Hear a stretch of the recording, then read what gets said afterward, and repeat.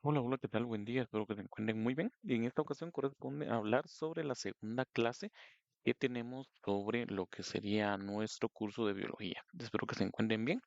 Entonces comenzamos. Entonces comenzamos con el tema de hoy, que como es la química de la vida, ¿verdad? El átomo. Entonces, vea. El átomo realmente pues es la partícula más pequeña, ¿verdad? De la materia, si hablamos de en tono biología, porque si hablamos en otros planos podríamos hablar sobre las partículas subatómicas, podemos hablar de quarks, un montón de cosas. Entonces, pero a nivel, digamos, de la materia en el estudio de la vida, comenzamos con el átomo. Vea, en este caso, el átomo tiene prácticamente dos partes, ¿sí? Que aquí lo vamos a ver. Vea, aquí están, como usted lo observa, aquí, en este caso, en esta parte es el núcleo. Esta parte es el núcleo y esta capa se llama, en este caso, la nube electrónica, ¿sí? Entonces, núcleo atómico y la capa electrónica. Vea usted, de hecho, está señalado para que lo tenga en cuenta. El núcleo, ¿sí? Es el núcleo, vea, observa. El núcleo y los electrones. Quiere decir que hay, en este caso, tres partículas subatómicas.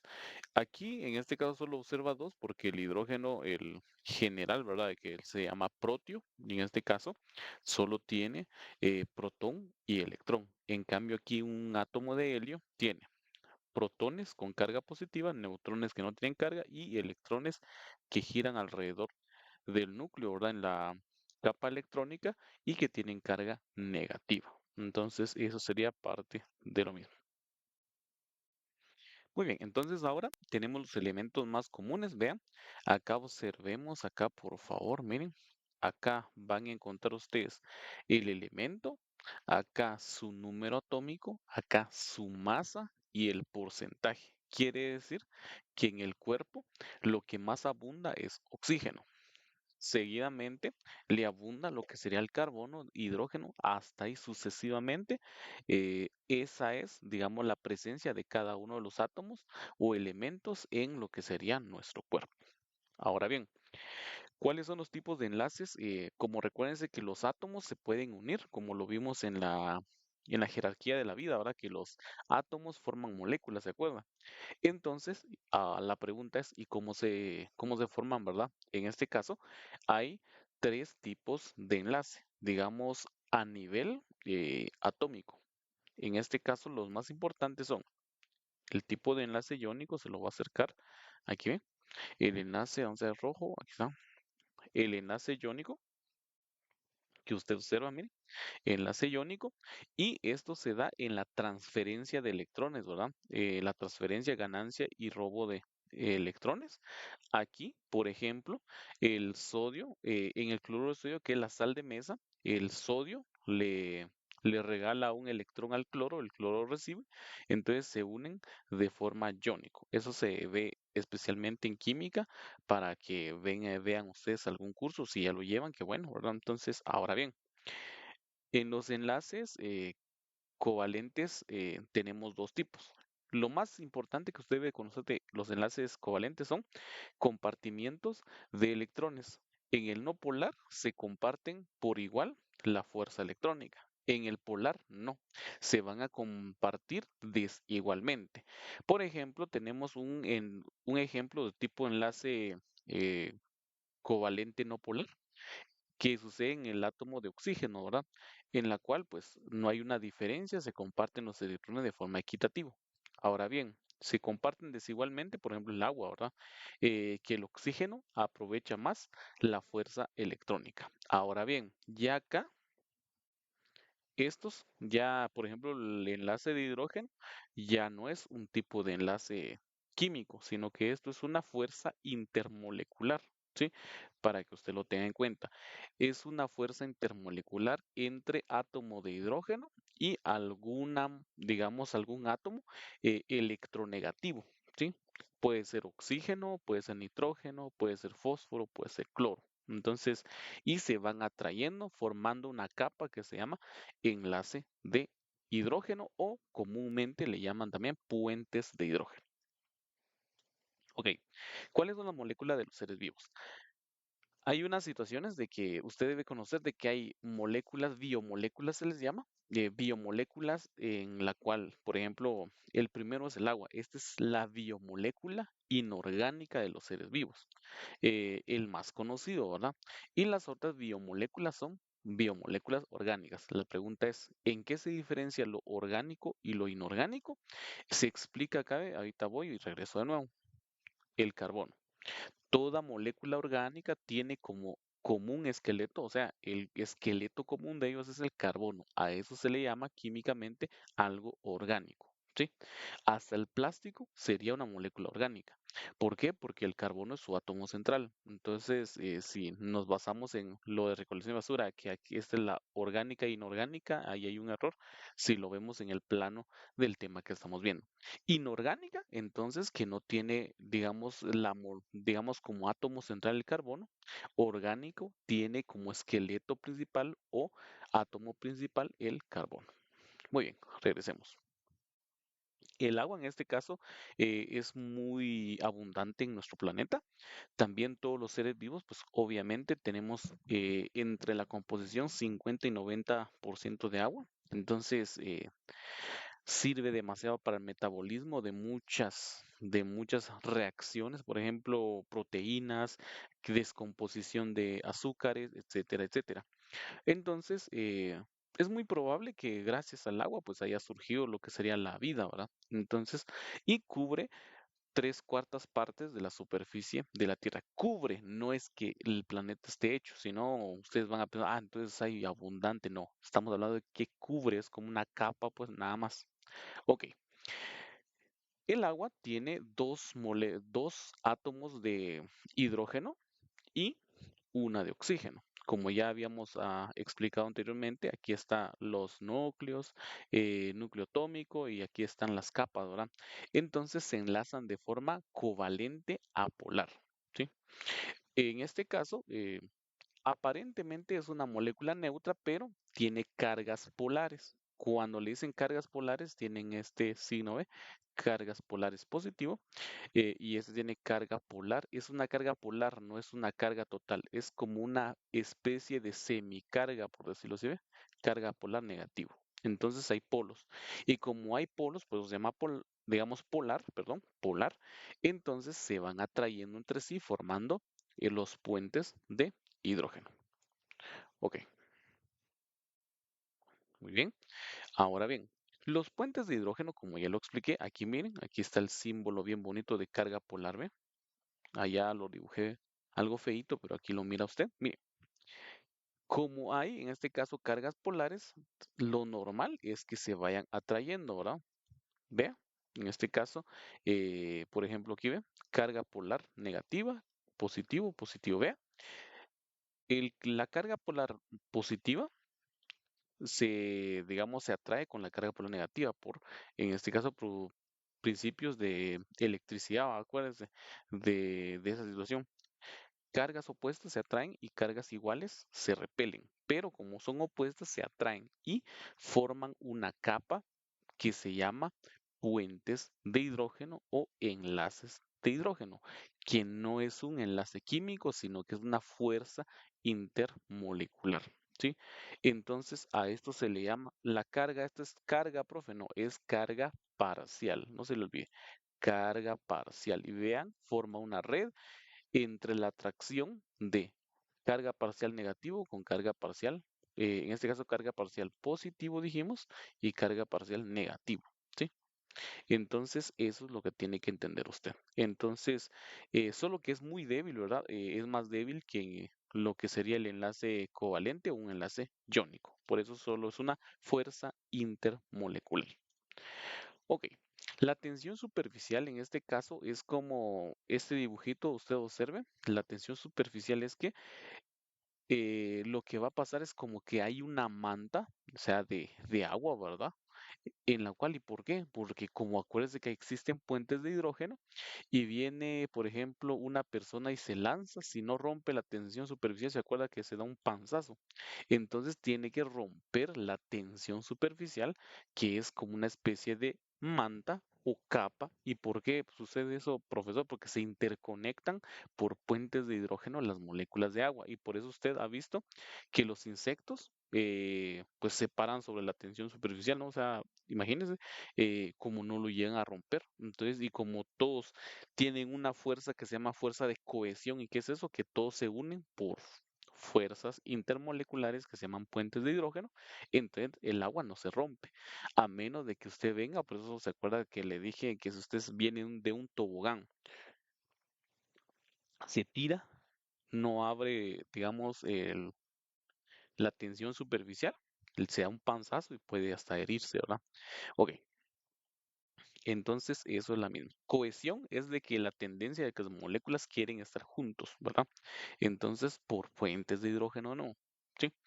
Ok, acción capilar es la combinación de la cohesión y la adhesión. ¿Y la adhesión qué es entonces? La adhesión es cuando el agua, si usted se da cuenta en este dibujo, aquí vamos a hacerlo un poquito más para allá, se da cuenta de que quieren pegarse a alguna situación polar, ¿verdad? Vea, se están pegando a la pared. Entonces, por ende y más la fuerza de cohesión, como quieren unirse. Entonces el agua, por ejemplo, aquí va subiendo, ¿sí? Va subiendo. Y esa, digamos, esa cohesión es la que, digamos, para la misma, tanto la cohesión y adhesión hacen que, por ejemplo, piensen las plantas. ¿Cómo haz de cuenta de que aquí, hagas de cuenta que es un árbol, ¿va? Cómo la savia llega hasta arriba, ¿verdad? Piense, es por la adhesión y cohesión que se llama acción capilar. Entonces, como usted sabe, pues tienden digamos, las moléculas de agua se pegan a superficies, ¿no? Superficies polares, entonces empieza a subir, ¿verdad? Y gracias a ello, pues en las plantas, pues obviamente se distribuye el agua hacia todas las partes de la planta. Ahora bien, el agua absorbe mucho calor, es lo que dice estas diapositivas. Léalo. Dice que, digamos, soporta el cambio de temperatura. ¿Por qué? Porque absorbe mucho calor por su calor específico, que es una caloría sobre cada grado Celsius cuando hablamos de un gramo de agua. Pero eso lo va a ver usted en libros de química, ¿verdad? Entonces, para que lo tenga en cuenta. Recuerde que el calor es un tipo de energía y en este caso, el agua es resistente a ese tipo de energía porque absorbe calor. Ok, entonces por lo mismo es un amortiguador, ¿verdad? Para los cambios bruscos de temperatura, pero cuando ya es mucho vapor, da como por ejemplo las situaciones del fenómeno del niño o la niña, ¿verdad? Que se siente ese calor porque el agua que está en el ambiente, pues como ya lo mencioné, retiene mucho calor y eso hace también de que se den esos fenómenos. Ok, el agua como disolvente.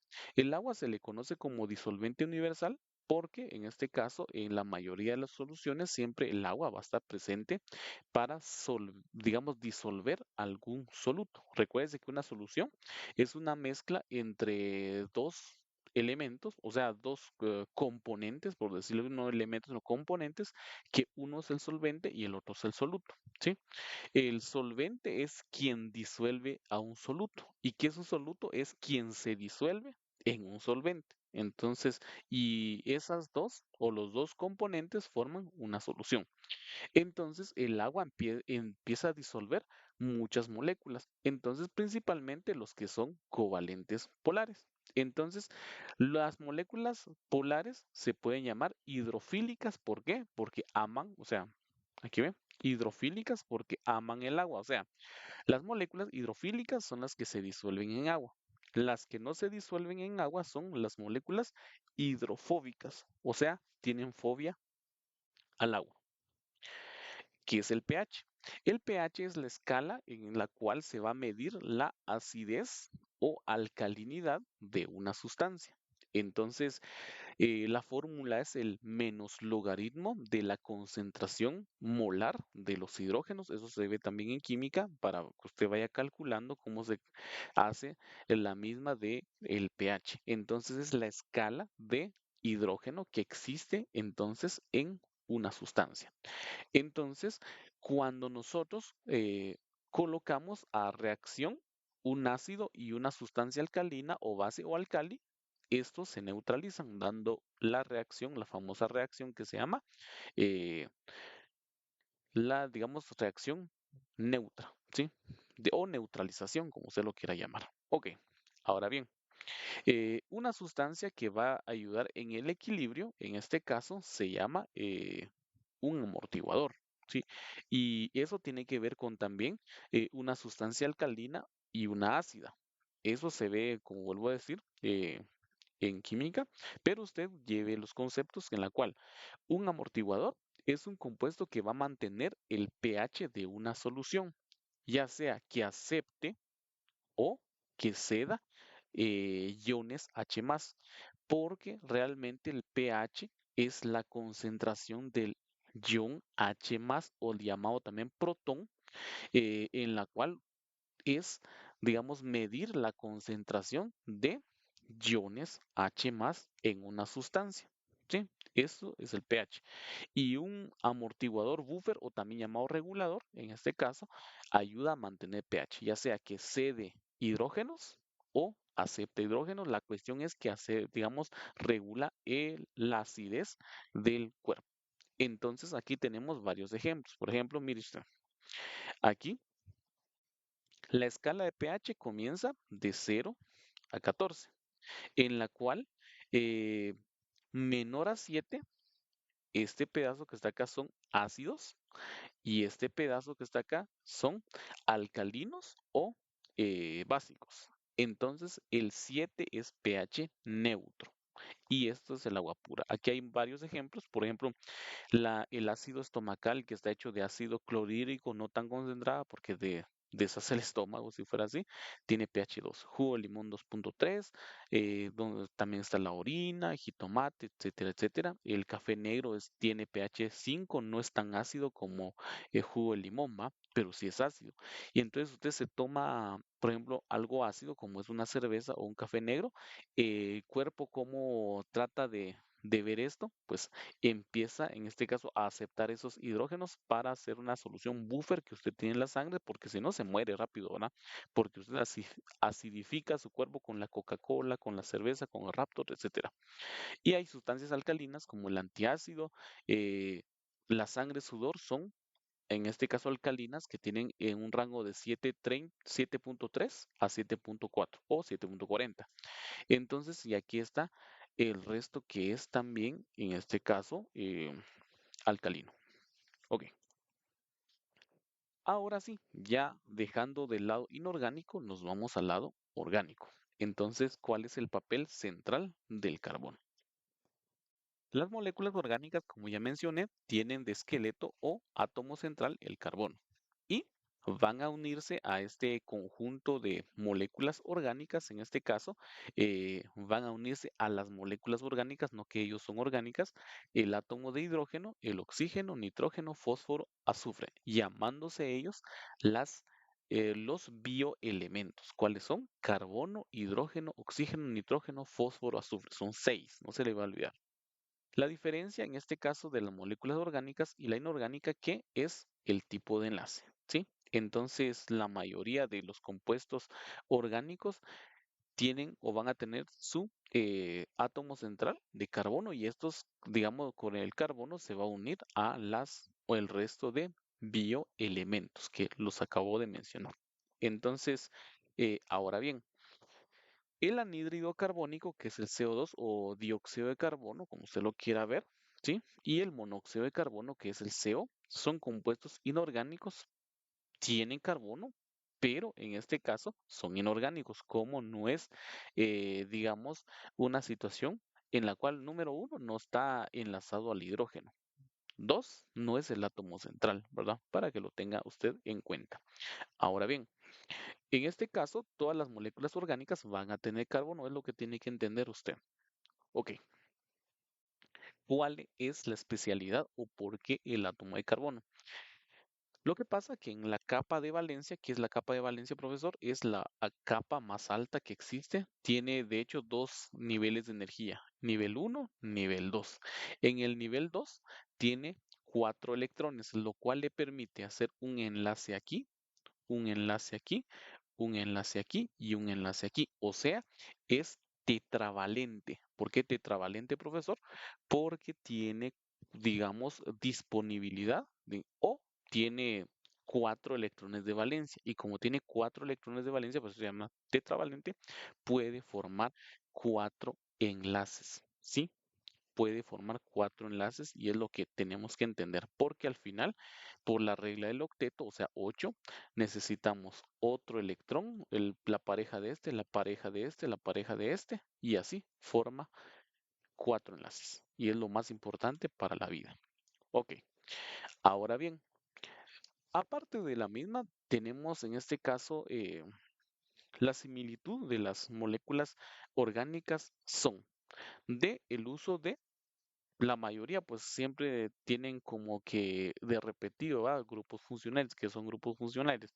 En este caso, los grupos funcionales son como identificadores de la unión de algunos bioelementos, en la cual usted se da cuenta de que solo mira, en este caso, por ejemplo, el del grupo del alcohol, un OH por ahí, usted dice, un grupo funcional, que es el grupo funcional hidroxilo o alcohol. Mira el carboxilo, en este caso COOH, como en el vinagre, por ejemplo.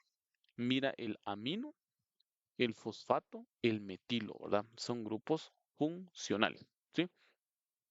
Son grupos, como ya lo dije, conocidos, ya como que son identificadores y ya fácil, ¿va? ¿Cuáles son las biomoléculas o moléculas orgánicas para la vida? Hablando orgánicamente, tenemos carbohidratos, lípidos, proteínas y los ácidos nucleicos. El primero son los carbohidratos o también llamados hidratos de carbono. Entonces, ¿y esto qué es? Lo principal es entender de que están hechos de carbono e hidrógeno y una menor cantidad de oxígeno. Entonces, lo principal es que es hidrógeno con carbono, ¿sí? Pueden ser pequeños azúcares, es digamos, lo que comúnmente se les dicen los azúcares, ¿verdad? Y entonces, obviamente son solubles en agua, ¿sí? Como la glucosa y la fructosa, o cadenas subunidades de azúcar como el almidón. Estos se llaman polisacáridos porque son una gran cantidad de azúcares. Van a formar, en este caso, un polímero que se llama almidón y la celulosa. Ahora bien, en este caso, si hablamos solo de un solo tipo o una unidad, se llama un monómero. ¿Y cuáles son los monómeros en carbohidratos? En este caso se va a llamar monosacárido. Cuando se unen los monosacáridos, que es solo una unidad, acuérdese, entonces cuando se unen dos, o sea, uno y uno, se va a llamar disacárido. Y cuando son bastantes monómeros, se llama polisacárido. ¿Sí? Entonces, la función principal de estos es dar energía, en este caso, a lo más rápido posible. Es lo que hace, en este caso, a los carbohidratos. La composición atómica de los carbohidratos es carbono, hidrógeno, oxígeno. Los monosacáridos más importantes son la glucosa, fructosa, galactosa, ribosa, los más conocidos. Los disacáridos más conocidos son la lactosa, que está compuesto de glucosa más galactosa, la sacarosa está compuesto de glucosa más fructosa, la maltosa, que está hecho de, o digamos formado por glucosa más glucosa. Ahora bien, los polisacáridos son polímeros. El almidón, en este caso, es almacén, almacén de azúcares de los animales, perdón, de las plantas, por ejemplo, la papa, eh, digamos, tiene dos moléculas que forman el almidón, la amilosa y la amilopectina. ¿Cómo se da cuenta usted de que tiene almidón, por ejemplo, la papa, pan, tortilla, incluso el papel, haciendo una prueba que se llama la prueba de yodo? Entonces, la prueba de yodo. Entonces, hay una sustancia que se llama Lugol y usted le coloca una gota y si se coloca o se torna oscuro, entonces significa que esa papa, la tortilla, etcétera, tiene almidón. ¿Y qué es almidón? La reserva de azúcares de las plantas, ¿sí? En cambio, ahora sí, el glucógeno es la reserva de azúcares de los animales. Entonces, el glucógeno, en este caso, obviamente el azúcar se va a guardar, ya sea en el hígado o los músculos. Y la celulosa forma parte de la pared celular de las plantas. Por lo tanto, no es energético, sino que la celulosa es, en este caso, estructural. Y tenemos otro polisacárido estructural que es la quitina. ¿Sí? Tenemos la quitina para que usted lo tenga en cuenta. ¿En dónde lo tenemos? En el exoesqueleto de los insectos. Ahora bien, ¿qué tipo de enlace emplean los carbohidratos? Enlaces de tipo glucosídico. ¿Qué es una triosa? Ahora bien, triosa tiene tres carbonos. Véalo aquí, tres carbonos. Tetrosa, cuatro carbonos. Aquí tienen, en este caso, eh, ustedes nombres como ejemplo y aquí su grupo funcional. ¿Cómo así? Grupo aldosa tiene un grupo funcional de hidro, grupo cetona o cetosa, ¿sí? La cetosa tiene grupo funcional cetona, ¿sí? Aldosas, aldehídos, cetosas, ¿sí? Entonces, las pentosas son de 5 carbonos, las más importantes son la ribosa, la ribulosa y desoxirriboso, ¿sí? Entonces, ¿dónde encontramos la ribulosa? Por ejemplo, cuando hablamos en metabolismo, la ribulosa 6-fosfato, ¿va? Entonces, pero eso se ve en metabolismo.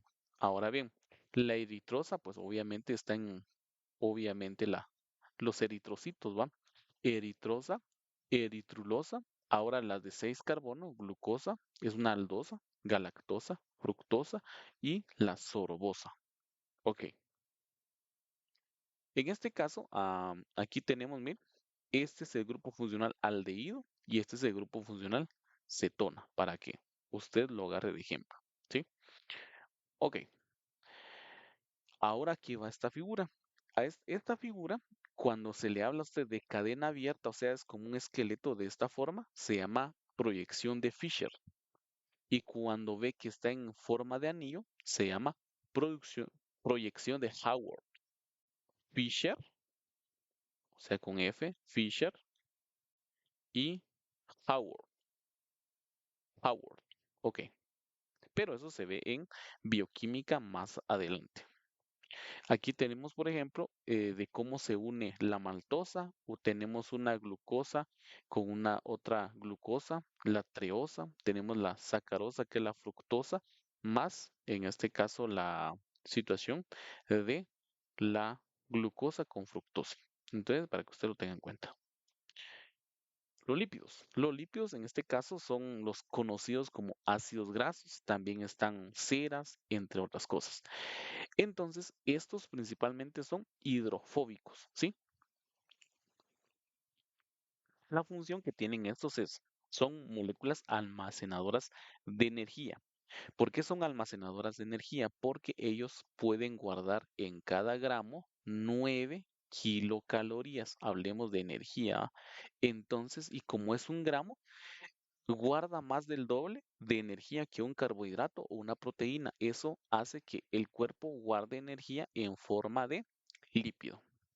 Y entonces, digamos, cuando el cuerpo necesite de esa energía, pues obviamente uno adelgaza, ¿va? Porque se empieza a consumir esa grasa en forma de tejido adiposo, ¿va? Que teníamos como llantitas, los cachetes, etcétera, etcétera, ¿va? Es lo que teníamos como reserva de energía. Ahora bien, también cubiertas impermeables, ¿va? Para que uno no se deshaga. Imagínense, si no tuviéramos los lípidos en la piel, por ejemplo, uno se empieza a deshacer si se baña, ¿va? Porque uno tiene compuestos polares también, pero tenemos una barrera impermeable gracias a los lípidos. Entonces, casi todas las membranas están compuestas de lípidos, entonces algunas son hormonas también, por ejemplo, las hormonas sexuales que son la testosterona en varones y progesterona y estrógenos en las mujeres. Ok, Se clasifican en aceites, grasas y ceras. Aquí es donde usted ha escuchado el concepto de triglicéridos, diglicéridos y monoglicéridos. También aquí en aceite, grasa y cera, usted escucha lo que sería la grasa trans, la grasa cis. También usted escucharía, en este caso, grasa saturada y grasa insaturada. ¿Cuál es la diferencia, disculpen, de grasa saturada e insaturada? De que aquí hablemos de enlaces, todos los enlaces son simples, o sea, no tiene disponibilidad para alguna reacción. Y una insaturada es de que tiene doble, si usted nota a lo lejos, sí, aquí ve, tiene un doble enlace, ¿ve? Tiene un doble enlace. Entonces es lo que tiene que ver acá. Ahora bien, los fosfolípidos es una estructura que tiene una cabeza polar y una cola insoluble, o sea, hidrofóbica. Entonces aquí tenemos un ejemplo y donde vemos esto, profesor. De hecho, estos son los que conforman a las membranas celulares como llamado la bicapa fosfolipídica. Ok, ahora bien, los esteroides se componen de carbono e hidrógeno. Estos esteroides vienen de derivado de una molécula que se llama estirano y realmente el estirano es esta, la de aquella que tiene, escuchen bien, tres anillos de 6 carbonos y una de 5. Ese es el estirano. Y modificando ya da, digamos, colesterol. Y eso quiere decir que el colesterol es el origen, prácticamente cuando usted consume colesterol, es el origen de las hormonas de señalización, tanto varonil que es la testosterona y la femenil que es los dos que serían estrógeno y progesterona. Ok, ¿qué son las proteínas? En este caso, las proteínas son polímeros o macromoléculas de aminoácidos. Pregunta, ¿qué es un aminoácido? Aquí es un ácido carboxílico y aquí es un amino, son grupos funcionales, por eso se llama aminoácido, porque aquí hay un ácido carboxílico, aminoácido. Tiene un carbono alfa, que es este, carbono central o carbono alfa, tiene un hidrógeno unido al carbono alfa y el grupo radical R. Este es el que forma en este caso o diferencia, por ejemplo, hablemos de la alanina con la metionina, del ácido aspartico con la glutamina, etcétera. Esto quiere decir que aquí la o el grupo radical, en este caso, pues usted, el grupo radical entiende de que es la que se modifica, la que es diferente en cada tipo de aminoácido. Los esenciales son los 20 que usted debe de conocer, puede averiguarlos, bueno, la metionina, triptofano, ácido aspartico, aspargina, la metionina, la alanina, el fenilalanina, leucina, isoleucina, prolina, etcétera, etcétera, etcétera. Ok, entonces, como ya he mencionado, todos los aminoácidos tienen la misma estructura, pero la R o la radical es quien los va a cambiar. Puede ser que sean neutros, pueden ser que sean polares y puede ser que no sean polares, o sea, apolares. Ok, ahora bien, ¿cuáles son las funciones de las proteínas? Tenemos funciones, en este caso, de estructura, como el colágeno en la piel, la queratina en el pelo, uña, cuernos. De movimiento, por ejemplo, tenemos como ejemplo, estos solo son ejemplos. Les aclaro, no es que solo eso sean. Tenemos en este caso la actina y la miosina, que en este caso, pues, hacen de que los músculos se contraigan y que se relajen, ¿verdad? Defensa, los anticuerpos, ¿verdad? En el torrente sanguíneo forman parte del sistema inmunológico. Almacenamiento, por ejemplo, la ceatina en los granos de maíz. También en este caso, hablemos de almacenamiento, la hemoglobina, por ejemplo, y los de señales. En este caso también tenemos las hormonas, por ejemplo, el HGH, que es la hormona de crecimiento humano, entre otras cosas, en torrente sanguíneo. Función de catálisis, o sea, catalizadores o enzimas, ¿sí? Que en este caso son las que ayudan ya sea a apurar o aumentar la velocidad de reacción o alentar o inhibir, ¿verdad? Ustedes lo que serían reacciones. Por ejemplo, ADN polimerasa produce ADN. Pepsina digiere proteínas, en este caso en el sistema digestivo. Amilasa digiere carbohidratos desde la saliva cuando usted se come, en este caso algo, ¿verdad? Ya una manzana, la amilasa ya empieza a descomponer carbohidratos desde su boca, ¿va? Porque la amilasa está, en este caso, en la saliva. ATP sintetasa produce ATP. Hay cuatro niveles de proteína. En este caso, la estructura primaria es la secuencia de una cadena de aminoácidos. Solo aquí hay una situación. ¿Qué tipo de enlaces forman los aminoácidos? Enlaces peptídicos. ¿Sí? De ahí se forman los péptidos, de ahí los polipéptidos. ¿Por qué? Porque están hechos de enlaces peptídicos. Ahora bien, la estructura secundaria, obviamente, es cuando varias estructuras de nivel primario, como solo están enlazados, forman una estructura. Y lo que es importante acá es que interactúan por puentes de hidrógeno. Hay dos estructuras muy importantes en la secundaria, que es la hoja plegada y la hélice alfa. Ahora la terciaria es la unión, o sea, van a ser una sola estructura, o sea, se unen para formar una sola estructura, la hélice alfa y la hoja plegada. Entonces, y van a haber atracciones entre ellos. Ahora bien, la estructura cuaternaria es un conjunto, o sea, las estructuras terciarias empiezan a interactuar para formar una unidad. Entonces, eso es. El cabello colocho, por ejemplo, es una estructura, por ejemplo, superior y cuando usted lo quiere alisar, tiene que romper las interacciones porque un colocho es que hay interacciones que se le llama enlaces disulfuro. Entonces usted con una plancha viene y en este caso rompe y cuando regresamos, en este caso algo muy importante, cuando regresamos para la misma, un nivel a otro, por ejemplo, regreso de aquí para acá, se llama en este caso desnaturalización. Así se llama. ¿Qué es eso? Desnaturalización. Es de que la desnaturalización se da de que un nivel superior regresa a un nivel inferior, hablando de la estructura organizacional de las proteínas, como por ejemplo cuando usted cocina un huevo, el huevo era líquido, se puso duro porque se desnaturalizó. El cabello cuando ya deja de ser colocho. Entonces eso se llama desnaturalización. ¿Cómo se hace esto, profe? Con temperatura, ¿sí? Con temperatura y con acidez también. O sea, eso ayuda para que usted pueda hacer, en este caso, la desnaturalización. Ok. Ahora tenemos lo último del día de hoy, ácidos nucleicos.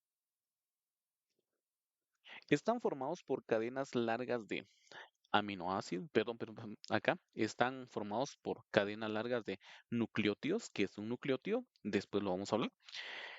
En este caso, el nucleótido es que tiene un azúcar de 5 carbonos, ya sea ribosa o desoxirribosa, un grupo fosfato, que es lo que usted nota en la imagen, y una base nitrogenada.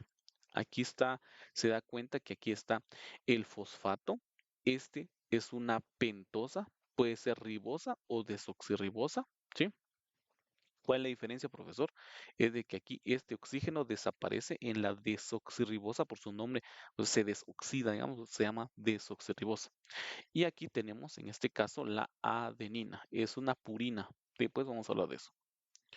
Ok, existen dos tipos de nucleótidos. Están aquellas que en este caso, pues, contienen el azúcar ribosa, pues obviamente pues adenina, guanina, citosina y uracilo. Y están las desoxirribosa, adenina, guanina, citosina, timina, en vez de uracilo. Entonces la ribosa tiene de especial que se une a uracilo y desoxirribosas que se une a timina. Entonces hay cuatro bases nitrogenadas, depende de qué tipo de azúcar está en el nucleótido. ¿Cuáles son los distintos tipos de nucleótidos? Están el ADN, que es el que, obviamente, la molécula que guarda la información genética, el ácido ribonucleico o ARN, el que guarda, en este caso es aquel que le copia la información al ADN, lo transcribe para formar proteínas y el ATP, que es la molécula energética. Entonces, algo muy importante, si es la ribosa, ¿sí? Si es la ribosa, en este caso, es el ARN, ácido ribonucleico. Si es la desoxirribosa, es el ADN, por eso se llama ácido desoxirribonucleico. Ok. El ATP, lo único que es como un nucleótido, lo único que tiene tres fosfatos. Entonces aquí ven, agréguenle tres fosfatos a estos y formamos el trifosfato. ¿Sí? Nucleótido, nucleósido y base nitrogenada. Ok, un nucleótido es el que tiene fosfato, una pentosa, ya sea ribosa, desoxirribosa y una base nitrogenada. Un nucleósido solo tiene la pentosa y la base nitrogenada. Ahora bien, ¿y qué es una base nitrogenada? En este caso, la base nitrogenada puede ser una purina o una pirimidina. Las purinas tienen, en este caso, dos anillos o dos ciclos, que es la adenina y la guanina, y la citosina, timina, uracilo forman el grupo de las pirimidinas, que solo tienen un anillo o un ciclo. Entonces, y las parejas o pares complementarios son de que una purina se debe de unir a una pirimidina cuando se forman ya el ADN, cuando se hace también la transcripción, etcétera, etcétera, etcétera. Vea, aquí usted tiene en este caso el ejemplo de un ADN, vea, el fosfato, el azúcar, vea, se lo va a acercar, fosfato, azúcar, base nitrogenada y aquí hay puentes de hidrógeno. Adenina es par o pareja de timina. Citosina con guanina, timina con adenina si hablamos del ADN. No se va a olvidar. El ARN y todo eso lo hablaremos hasta en otra clase, vea el programa. Y entonces, vea, ahí está. Timina, etcétera, etcétera. Así se forma entonces el ADN. Y la dirección de la vida es 5 a 3. 5' a 3'. 5' a 3'. No se debe olvidar. Ok. 5' a 3' indica la dirección de la vida. Ok. Y cómo es en este caso el enlace entre estos, entre nucleótidos, digamos, eh, se llama enlace fosfodiéster. ¿Ok? Entonces se resume así y ahora acuérdense de una foto del ADN, pues eso es lo que estamos explicando. Los pares complementarios se unen por puentes de hidrógeno.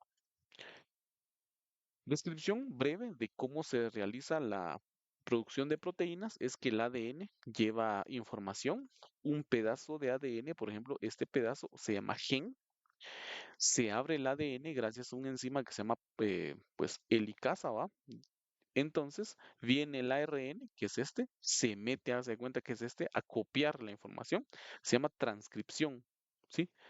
Sale, ¿verdad? Sale, ya lleva la información y se mete a un organelo que se llama ribosoma. Se mete y empieza a formar aminoácidos y los aminoácidos se unen para, en este caso, formar proteínas. Y ya hablamos cuáles son las proteínas. Muy bien. Esto sería la clase del día de hoy. Espero sus dudas en comentarios de este video, no en el Classroom. La tarea, esta es la pregunta repaso A y pregunta de repaso B. Tienen 6, 9, 15 preguntas por realizar esta semana. Cualquier cosa, estamos a la orden.